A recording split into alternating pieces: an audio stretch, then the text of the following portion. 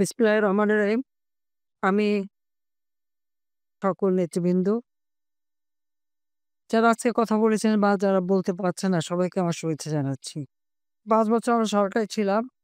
আওয়ামী লীগের একমাত্র সরকার একটা সাংবিধানিকভাবে যে সময়টা ক্ষমতায় থাকা যায় সে ৫ বছর আমরা পূর্ণ করেছি এই ১ম স্বাধীনতার পর। ২য় বারে আমরা সরকারে আসি ২০০৯ সালে। ২০০৯ সাল থেকে ২০২৪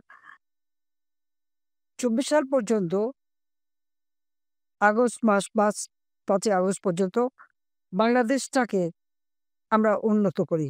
উন্নয়নশীল দেশের মর্যাদা এনে দিই। বাংলাদেশের মানুষের জীবনে শান্তি, নিরাপত্তা, খাদ্য নিরাপত্তা, ঘরে, ঘরে বিদ্যুৎ, অবকাঠামোগত উন্নয়ন, কর্মসংস্থান ব্যবস্থা, দারিদ্র্য বিমোচন, অতি দারিদ্র্যের হার কমানো আমরা ব্যাপকভাবে করেছি।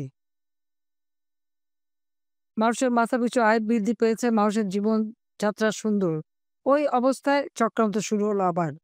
একটা মিথ্যা কথা ছড়িয়ে নানা ধরনের অপবাদ দিয়ে বাংলাদেশটাকে বিক্রি করবার একটা চক্রান্ত করে এই সুদখোর খুনি ফ্যাসিস্ট ইনুস দীর্ঘদিন থেকে তার চেষ্টা ছিল ক্ষমতায় আসার এবং তার এই চক্রান্ত এখানে বাংলাদেশকে ব্যবহার করা, বাংলাদেশের সমুদ্র সীমা ব্যবহার করা, বাংলাদেশটাকে বিক্রি করে দেওয়ারই একটা চক্রান্তে সে লিপ্ত ছিল। আর সেটা করবার জন্য লক্ষ্য স্থির করে আওয়ামী লীগকে। কেন? কারণ আওয়ামী লীগ এদের স্বাধীন করেছে। আওয়ামী লীগ আর্থসামাজিক উন্নতি দিতে পেরেছে। এর মাঝে অনেকেই তো ক্ষমতায় এসেছে, তারা তো পারেনি। কিন্তু আমরা পেরেছি। কেন পেরেছি? কারণ আমরা তো স্বাধীনতার চেতনায় বিশ্বাস করি। বঙ্গবন্ধু শেখ মুজিবের আদর্শে বিশ্বাস করি এবং আমরা দেশটাকে সেই আদর্শ নিয়েই গড়ে তুলেছিলাম বলেই আজকে তৃণমূলের মানুষের যে কান্না, এই কান্না তো তাদের কিসের জন্য? কারণ আজকে তারা বঞ্চিত। আজকে আবার তারা শোষিত। আওয়ামী লীগ আমলে তারা জীবনের অর্থ খুঁজে পেয়েছিল। জীবন মান তাদের উন্নত হয়েছিল। তাদের ছেলেমেয়েরা লেখাপড়া শিখছে। মাতৃমৃত্যু হার, শিশু মৃত্যু হার আমরা কমিয়েছি। আমরা তাদের জন্য স্যানিটারি ল্যাট্রিন এবং সুপেয় পানির ব্যবস্থা করে দিয়েছি। চিকিৎসা সেবা কমিউনিটি ক্লিনিকের মাধ্যমে জনগণের দোরগোড়ায় পৌঁছে দিয়েছি। প্রতিটি ঘর আলোকিত করেছি, ইলেকট্রিসিটি দিয়েছি। সবকিছু দিয়ে তাদের জীবন মানটাকে উন্নত করেছিলাম। তৃণমূল পর্যায় পর্যন্ত আমরা মানে একেকটা গ্রামকে একটা শহরে আমরা রূপান্তর করে দিই। ব্যবসা, বাণিজ্য, বিনিয়োগ, স কর্মক্ষেত্র সবকিছু আমরা করেছি। কিন্তু সেখানে একটা মিথ্যা অপবাদ ছড়িয়ে নানা ধরনের প্ররোচনা করে এবং ডিজিটাল বাংলাদেশ আমরা করেছি। এই ডিজিটাল বাংলাদেশ ব্যবহার করেই আমাদের মধ্যে সবথেকে বেশি বদনাম ছড়ানো হয়। তারপর যখন কোনো কিছুই কিছু পারেনি, আমরা নির্বাচন করে যখন আবার দেশকে এগিয়ে নিয়ে যাচ্ছিলাম, তখন তারা চক্রান্ত করে আমাকে আর রেহানাকে হত্যা করার। ৫ আগস্ট তাদের সেই দিনটাই ছিল যে সেদিন আমাদের ২ বোনকে কিভাবে হত্যা করবে। সেটা পরবর্তীতে আপনারা সেই খবর পেয়েছেন। তার আগে পুলিশ হত্যা, আইনজীবী হত্যা, সাংবাদিক হত্যা, মেট্রো রেল থেকে শুরু করে প্রত্যেকটা প্রতিষ্ঠানে অগ্নিসংযোগ এবং সেই সাথে আমাদের অগণিত আওয়ামী লীগের গ্রাম পর্যায় পর্যন্ত গ্রাম, উপজেলা, জেলায় আওয়ামী লীগের নেতৃবৃন্দের ঘরবাড়ি জ্বালানো, লুটপাট করা, তাদের উপর হামলা শুরু করে দেয়। কি মব ভায়োলেন্স করে তারা দেশের অর্থনীতিকেও ধ্বংস করে দেয়। এ একটা দেশের জন্য প্রত যে প্রতিষ্ঠানগুলি সবচেয়ে গুরুত্বপূর্ণ, আইনসভা, বিচার বিভাগ, নির্বাহী বিভাগ। প্রত্যেকটা জায়গায় তারা হামলা করেছে, প্রত্যেকটা জায়গা ধ্বংস করেছে, আগুন দিয়েছে। সেই হাইকোর্ট থেকে শুরু করে সেক্রেটারিয়েট, সংসদ ভবন কোন জায়গায় বাদ যায়নি। বঙ্গবন্ধুর স্মৃতি জাদুঘর। আমরা তো এই সম্পত্তি নিজেরা ব্যবহার করি ২ বোন। আমাদের কোনো ঘরবাড়ি ছিল না, কিছুই ছিল না। তারপরে আমরা এই বাড়িটি জনগণকে দিয়ে দিয়েছি। কারণ এই বাড়িটার থেকেই তো জাতির পিতা স্বাধীনতার ঘোষণা দিয়েছে। আর এই বাড়িতেই তো তাকে এবং আমার মা ভাইদেরকে হত্যা করা হয়েছে। এই যেটা জনগণের সম্পত্তি। মুক্তিযোদ্ধা আমাদের যে সমস্ত নির্যাতিতা নারীরা, তাদের যখন আমার মা বিয়ের আয়োজন করে, তাদের যখন সামাজিকভাবে প্রতিষ্ঠা করার চেষ্টা করে, অনেক বাবা-মা তো তাদের নেয়নি। প্রশ্ন এসেছিল বাবার নাম কি? বঙ্গবন্ধু শেখ মুজিব বলেছিলেন, "লিখে দাও বাবার নাম শেখ মুজিবুর রহমান।" বাড়ির ঠিকানা এই প্রতিষ্ঠাবার বাড়িটি। কাজেই এই বাড়িটা আমরা জনগণকেই দিয়ে দিয়েছি। স্মৃতি জাদুঘর করেছে আজকে সেই বাড়ি। ১ম এ আগুন দিল। এই আগুন দেওয়ার পেছনে ইউনূস এবং তারেক জিয়া সম্পূর্ণভাবে জড়িত। কারণ যে লোকটা আগুন ১ম দিচ্ছে সে কিন্তু বিএনপি করে, সবাই জানে থাকে। আর এরপর বুলডোজার দিয়ে ভাঙা হলো। পোড়া বাড়ি লুটপাট করল। তারপর আবার তাতেও তাদের মানে ক্ষোভ মিটল না। তারা বুলডোজার দিয়ে ভাঙলো। বুলডোজার সাপ্লাই দিল কে? হাতুড়ি কাদের হাতে? নিশ্চয়ই তাদের সবাই এখন টের কারণ তারা খুব গর্ব করে সেটা করেছে। সেখানে যখন আমরা শোক দিবস পালন করি, সেখানে তারা কি লুঙ্গি ডান্স করে। মানুষ কত বড় অমানুষ হলে এটা করতে পারে। তো এরা যে অমানুষ তার প্রমাণ তো আপনারা পেয়েছেন। এই যে এখন আমরা যেটা শুনলাম যে একজনের কান কামড়ে নিয়ে যায়। এরা কি আসলে কি মানুষ? নাকি ড্রাগ অ্যাডিক্টেড? নাকি এরা যে কি এটা কোনো পশু হয়ে গেছে? আওয়ামী লীগের নেতাকর্মীদের সম্পূর্ণভাবে ধ্বংস করে দিয়ে আওয়ামী লীগকে নিশ্চিহ্ন করবে। আওয়ামী লীগ তো ভেসে আসা দল না। আওয়ামী লীগ কোনো অবৈধভাবে ক্ষমতা দখলকারীর পকেট থেকে আওয়ামী লীগের জন্ম হয় নাই বা 5 স্টার হোটেলেও আওয়ামী লীগের জন্ম হয়নি। শোষিত বঞ্চিত মানুষের ভাগ্য পরিবর্তনের জন্য, তাদের ন্যায্য অধিকার প্রতিষ্ঠার জন্য আওয়ামী লীগ ১৯৪৯ সালে প্রতিষ্ঠা লাভ করে। যে ইউনূস ক্ষমতা দখল করেছে তার কোনো সাংবিধানিক ভিত্তি নাই, জনগণের ম্যান্ডেট নাই। শুধু অস্ত্র আর অর্থ, আমেরিকার ডিপ স্টেটের অর্থ, ইউএস এইডের অর্থ এবং ইহুদি ধনকুবের সোরসের অর্থ দিয়ে এবং নিজে যে গ্রামীণ ব্যাংক, গ্রামীণ ফোন এবং গরিবের রক্তচোষা টাকা সব বিদেশে পাচার করে ৬,০০০ টাকা বেতনের একজন এমডি ছিল ডক্টর মোহাম্মদ ইউনূস। গ্রামীণ ব্যাংকে চাকরি করত। ৬,০০০ টাকা বেতনের চাকরি ১৯৯০ সালে পেয়েছিল। সে বিলিয়ন বিলিয়ন ডলারের মালিক সারা বিশ্বে। বাংলাদেশে তার ৫,০০০ কোটি টাকার মতন তার ফিক্সড ডিপোজিট বিভিন্ন নামে। কল্যাণ ফান্ড, টেলিফোন এটা সেটা করে ৯-৬ করে হাজার, হাজার কোটি টাকা তার ফিক্সড ডিপোজিট এবং শত, শত কোটি টাকার মালিক। ৩ টা ব্যাংকে তো ১১৮ কোটি টাকা। তারপরে তো আরো অনেক আছে। এই যে শত, শত কোটি টাকা কোথা থেকে পেল? তার জবাব কি ইউনূস দেবে বাংলাদেশে? তাকে তো দিতে হবে। আজকে সেই অর্থ ব্যয় করে এবং কিছু মানুষ তো বিভ্রান্ত হলো। এখন সাথে আজান দিয়ে পড়ল। সে ক্ষমতা দখল করল। এখানে আমার দুঃখটা হলো এই যে দিনরাত অক্লান্ত পরিশ্রম করে মানুষের যে আর্থসামাজিক উন্নতি যে করলাম, মানুষ যে আরামে চলতে পারছে, নিরাপদে থাকতে পারছে, কাজ করে খেতে পারছে, আর্থিকভাবে তারা উপার্জন করতে সক্ষম হচ্ছে। এই কথাটা কেউ একবার চিন্তা করল না?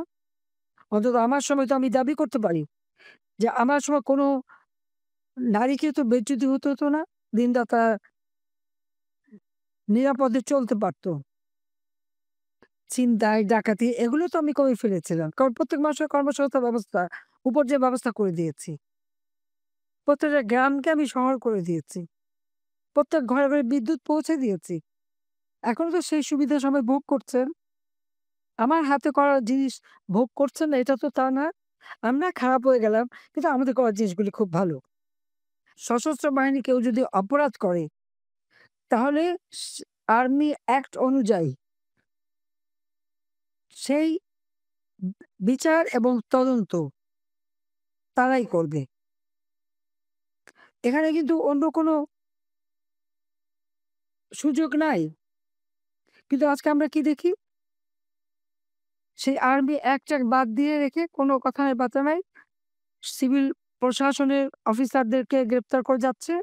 যেখানে আমরা ১৯৯৮ সালের যে ফৌজদারি কার্যবিধি এবং সেখানে ১৯৭ ধারা অনুসারে মানে সামরিক বা অসামরিক অর্থাৎ সিভিল প্রশাসন বা সামরিক প্রশাসনের কোনো ব্যক্তি বা কোনো কর্মচারী কেউ যদি কোনো অপরাধ করে, তাকে যদি গ্রেপ্তার করতে হয় তো সরকারের অনুমোদন লাগে। এখানে কোনো অনুমোদনের বালাই নাই। অবশ্য অনুমোদন নেবে কেন? কারণ সরকারই তো অবৈধ, ইউনূস তো অবৈধ। সেজন্য বোধহয় তারা নেওয়ার প্রয়োজন মনে করে না। এটা আমার ধারণা। কিন্তু তাদের কি নেবার অধিকার আছে? যখন আমরা আইসিটিতে যুদ্ধাপরাধীদের বিচার করি তাদের ডিফেন্সে যাওয়া ছিল। এই যে এখন যে চিফ প্রসিকিউটর তাজুল, সে কোথায় ছিল? সে তো ডিফেন্স গ্রুপে ছিল। চেয়ারম্যান সেও জামাতের, প্রসিকিউটর জামাতের, বিচারক, আইনজীবী, তার চিফ প্রসিকিউটর সবই জামাতের। বলো জামাতেরই একটা রাজত্ব সেটা। আর ইচ্ছা মতো আইন পরিবর্তন। একটা আইনে বিচার কাজ চলছে, চলমান বিচার অব্যাহত থাকতে ওই আইন আবার কি করে সংশোধন করলো? ওই একই কোর্টে আবার সংশোধন করে নতুন ধারা কিভাবে যুক্ত করে? এটাও তো বেআইনি। তৃতীয় কথা হচ্ছে সংসদে পাশ করা যুদ্ধাপরাধীদের বিচার আইন, সেটা কিভাবে শুধুমাত্র এক্সিকিউটিভ অর্ডারে সংশোধন করে তা বিচার কার্য চালাতে পারে? এটা তো চালাতে পারে না। সম্পূর্ণ আইসিটির বর্তমান যে অবস্থাটা আছে সংশোধনের পর, এটা তো কোনো আইসিটি থাকে না। সিআরপিসি অনুযায়ী যেখানে মামলা হয়, সেখানে আইসিটিতে বিচার হবে কিভাবে? আর যে ডিফেন্সে ছিল, সে কি করে চিফ প্রসিকিউটর হয়? এটা তো ব্রিচ অফ ট্রাস্ট। এটা সম্পূর্ণভাবে আইনের খেলাপ করা, মানবাধিকার লঙ্ঘন করা। যেখানে ক্যাপিটাল পানিশমেন্টের সুযোগ আছে, সেখানে এরা কি করে বিচার করে? তারা ইচ্ছা মতো করে যাচ্ছে। ২৯ জন সেনা অফিসারের বিরুদ্ধে তারা ওয়ারেন্ট ইস্যু করবে। কেন? কে অধিকার দিয়েছে তাদের? কার কাছে পারমিশন নিয়েছে? আর এটা করবার অধিকার তো তাদের নাই। যারা আমার স্বাধীনতার সার্বভৌমত্ব রক্ষা করবে, তাদের বিচার, যেখানে আমরা স্বাধীনতা সার্বভৌমত্বের বিরোধী যারা কাজ করেছে, স্বাধীনতা বিরোধী, তাদের বিচার যে কোর্টে হয়েছে, সেই কোর্টে বিচার করার অধিকার তো ওদের নাই। কিন্তু এখানে তো আজকে তো কোনো আইনের শাসন নাই। বিচার বিভাগ তো সেই আসিফ নজরুলের লেলিয়ে দেওয়া এবং ইউনূসের মেটিকুলাস ডিজাইন অনুযায়ী ওই ছাত্র নামধারী কিছু সন্ত্রাসী যে চিফ জাস্টিসের বাড়ি আক্রমণ করে। চিফ জাস্টিস সেখান থেকে কোনোমতে প্রাণে বাঁচেন।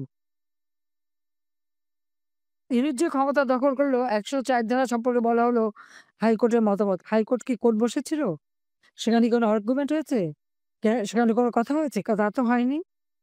সবই ভুয়া। আমার নামে যে চিঠিটা, সেটাও ভুয়া। আর কোনো চিঠিও তার মানে রিজাইন করবে তো কোনো চিঠি দেইনি তো আমি। এমনকি আমার সিগনেচার দেখাচ্ছে আমি পিজিআর এর যে মানে একটা ভিজিটার বইতে সই করছি, সেটা দেখিয়ে বলছে ওটা নাকি আমি সই করছি। তার মানে ইউনূসের আগামাথা সবই হলো ভুয়া। তাও যদি দেশটা ভালো চালাতে পারত, ওই সুদখোর আবার দেশ চালাবে কোত্থেকে? সে তো মানুষের রক্ত চুষে খাওয়া অভ্যস্ত। ঘরে, ঘরে হাহাকার। মাথাপিছু আয় কমে গেছে। জিনিসের দাম বেড়ে গেছে। ইউনূস তাকে খুব সস্তায় খাওয়াবে। খাওয়াচ্ছে না সস্তায়? আমি নাকি অনেক বেশি দামে খাওয়াতাম। এখন নাকি সবকিছু সস্তা। হ্যাঁ, তরি-তরকারি যদি ৳১০০ দাম হলেও সস্তা হয়, বা কাঁচামরিচ যদি ৳৩০০-৪০০ দাম হলে সস্তা হয়, আমার কিছু বলার নাই। কিন্তু যারা তখন গাল ভরে বলতো, তারা কোথায়? তাদের ন্যায় নীতির কথা গেল কোথায়? শেখ হাসিনা ক্ষমতায় থাকলে খুব ন্যায় নীতির মানে বচন বের হয়। এখন বের হয় না কেন? এখন মুখে কুলুপটা কেন? কারণ আছে। কেউ কথা বলতে পারবে না। সবার মুখ বন্ধ। এই সরকারের সমালোচনা করলে ওই যে সেই বিভূরঞ্জনের মতো লাশ হয়ে নদীতে ভাসতে হবে। প্রতিষ্ঠান আগুনে পোড়ানো হবে। এখন আর কারো গলায় স্বর পাওয়া যায় না। কাজেই এই অবস্থা থেকে জেল সাজা থেকে মুক্ত করতে হবে। আর মুক্ত করতে পারে একমাত্র আওয়ামী লীগই। কারণ আওয়ামী লীগ ছাড়া বাংলাদেশের মানুষের ভাগ্য আর কেউ পরিবর্তন করেনি, কোনদিন করবেও না। কারণ সবাই আসে লুটে খেতে, ২ পয়সা কামাই করতে। আপনারা দেখেন না? সব বৈষম্যহীন রাজনীতি বলে বৈষম্যহীন আন্দোলন। এমনই বৈষম্য যে সব জায়গায় দলীয়করণ। প্রত্যেকটা জায়গায় আজকে দলীয়করণ এবং অর্থ সম্পদ বানিয়ে ৬ মাসও যায়নি ইউনূসের সেই মানে সমন্বয়করা সব একেবারে নাদুস-নুদুস হয়ে গেছে টাকা পয়সা বানিয়ে। আঙ্গুল ফুলে কলা গাছ সবাই। শত কোটি টাকা বানিয়ে এখন হাজার কোটি টাকা স্বপ্নে বিভোর। বাংলাদেশের মানুষ রক্ত দিয়ে স্বাধীনতা পেয়েছে। এই স্বাধীনতাকে রক্ষা করা, স্বাধীনতার সুফল জনগণের কাছে পৌঁছে দেওয়া, জনগণের জীবনে আবার শান্তি ফিরিয়ে আনা, অর্থনৈতিক উন্নতি ফিরিয়ে আনা একমাত্র আওয়ামী লীগ পারে এবং আওয়ামী লীগই করবে ইনশাআল্লাহ। তাই আওয়ামী লীগের সকল নেতাকর্মী সব ভয়ভীতি ঊর্ধ্বে উঠে সব এগিয়ে যেতে হবে। যারা কান কেটে নেয়, ১ কান কাটলে তাদের ২ কান কাটার ব্যবস্থা করতে হবে। যারা মানুষ খুন করবে, ঘরবাড়ি পোড়াবে, তাদের ঘরবাড়ি কেন থাকবে? পরিষ্কার কথা আমার। জানে মারতে বলব না। কিন্তু বেঁচে থাকবে সবাই। কিন্তু ধুকে, ধুকে দেখবে। সবাইকে ঐক্যবদ্ধ হতে হবে। আর জনগণের জন্য শপথ নিয়ে সবাইকে একসাথে দাঁড়াতে হবে। সেই আহ্বান জানিয়ে আমার বক্তব্য শেষ করছি। বাঙালির জয় হবেই হবে। জয় বাংলা, জয় বঙ্গবন্ধু। বাংলাদেশ চিরজীবী হোক। খোদা হাফেজ।